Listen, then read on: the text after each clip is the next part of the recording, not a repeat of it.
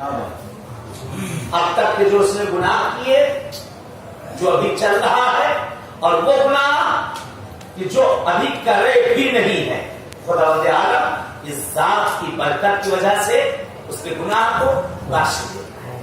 دوسری چیز حدیث کا فقہ، جو زیارت حسین کے لیے نکلتا ہے، پروردگار اس کی عمر کا حساب بالکل نہیں کرتا۔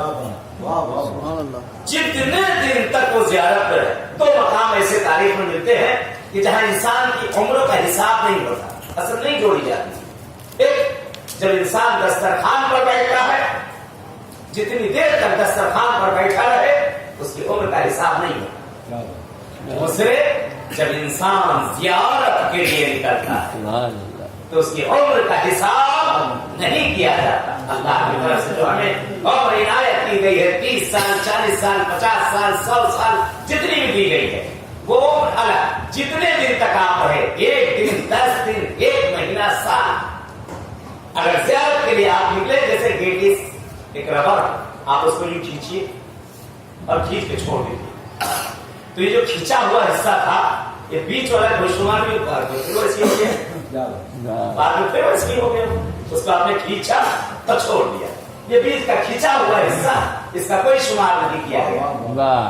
کہ یہی حال جب زائر یا زائرہ جب آپ حسین کی زیارت کے لیے نکلتے ہیں تو اس کی عمر کا حساب نہیں کیا جاتا۔ تیسری چیز معصوم فرماتے ہیں، جگہ آتا سے حدیث ہے،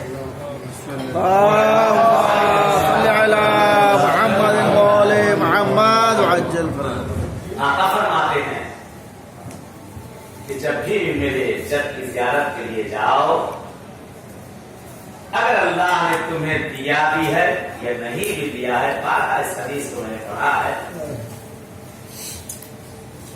تو قرضہ لے کر میرے جد حسین کی زیارت کے لیے جاؤ، قرضہ لے کر میرے جد حسین کی زیارت کے لیے جاؤ۔ حج واجب ہے۔